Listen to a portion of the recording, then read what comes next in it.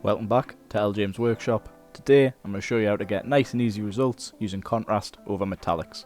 Pause the video, see what paints we're going to use today.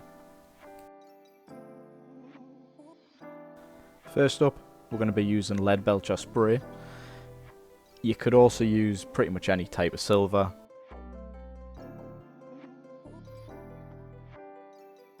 So just give them nice solid spray as you do.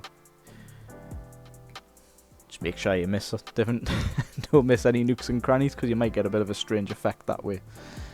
But yeah, you might want to give it a second coat, because sometimes it does come out a little bit matte and not metallic.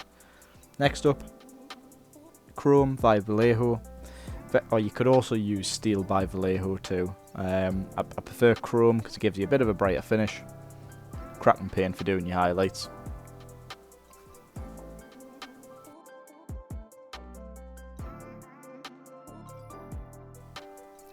Next up, we're going to go into a dry brushing, just to prep the model for the contrast.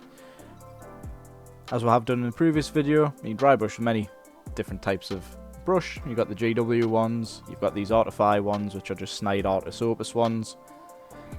That I think are absolutely brilliant. You can get them for about 20 quid, 25 quid on Amazon. Well worth it. Or if you've got makeup brushes, are really good too. I prefer these circular ones over like the flatter GW style, but personal preference. So I'm going to work the paint into the bristles, just so I've only got a small bit off, just to test it. I'm going to use it on the side of the base, as I have done in previous videos. Great little tip, I think. So you can see how much paint is going to come off, and it gives you a good feel for the pressure you can apply. The more pressure, the more paint's going to come off. So just work your way around, picking out the details. Great little tip for anything like Stormcast or Space Marines. If you go against the grain, so you're going from the bottom up, you can either flip the model upside down or just go from the feet to the face. Pick out a lot of the raised areas just with how the models are sculpted. They're very similar proportions for Stormcast as it is for Space Marines. Also, anything that you may not be using in terms of having the actual, in this case using the silver, I'm going to try it on the sword. A little bit of practice. It actually comes out really nice on the sword too, as in you can just use that for the finished product. Again, just working our way around.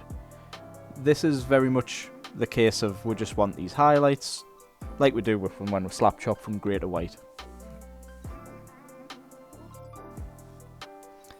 As always, don't forget, less is more when it comes to dry brushing. You're going to have much more of an issue if you put too much on over too little. So just start up nice and light. Once you get a hang of it, obviously you can start being a bit more thorough. I've dry brushed a silly amount of models this year. And obviously I've been painting for, I've been back in the hobby for about 5 years or so, and dry brushing has always been something I've really enjoyed. So plenty of practice, and obviously just getting used to how much paint's going to come off.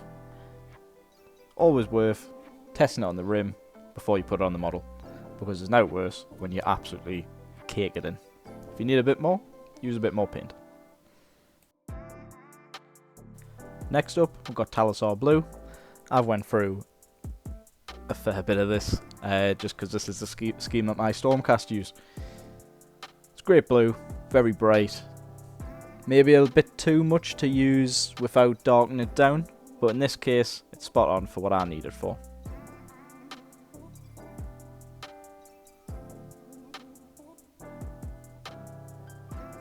Like all contrasts that we use, we're going to apply it to the wet palette.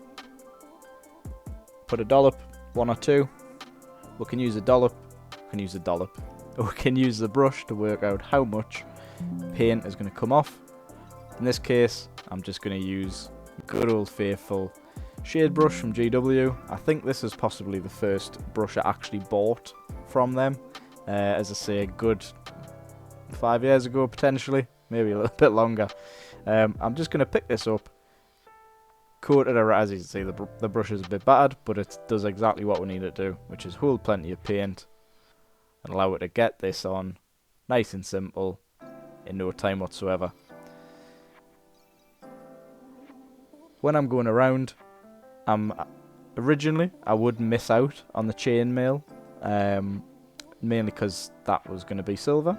But for what I've realised over the times that I've been painting many a Stormcast, it's just get it everywhere. The only place I ignore necessarily is the sword, just because it's a little bit out of the way and I can avoid having to redo that. Though you could very nicely cover the entire thing just so you don't miss it. With all contrasts, you just need to watch out for pooling, but you've got a very long work time, especially when it's been on the wet palette, to move it around. So don't worry too much and get too stressy that you're going to leave big blotches anywhere, because really there's absolutely no issue. I have noticed the metallic paints too do seem to have a little bit of hydrophobia to them, meaning the paint likes to move around and maybe not stick to it too great. This can of lead belcher that I've used seems perfectly fine. The previous ones have had some issues. So as you can see, just go around nice and quick, cover the full model, make sure you get behind the shield, anywhere else might be hidden. And this is 99% dry. There's a tiny little bit on the leg where it's not fully dried, but yeah, as you can see, the effect, nice and simple. Having the blue paint on originally makes it easier to put the gold on top. I'll put a picture on the thumbnail and also at the end on what the completed models generally look like. These are going to be paint on top of the Stormdrake Guard. Well, these are the Stormdrake Guard. Hopefully I'll have a video on the dragons very shortly. As always, thanks for watching. Like and subscribe, because it's good for the algorithm, I hear. One of the previous videos has absolutely popped off. Some of the recent ones, not so much, but that's terrain, isn't it? Again, make sure that your mates are fine. Fine, make sure they're better than fine. Make sure they're great. Because the problem is, not enough people are comfortable enough to speak about how they actually feel. Look after your mates, lads.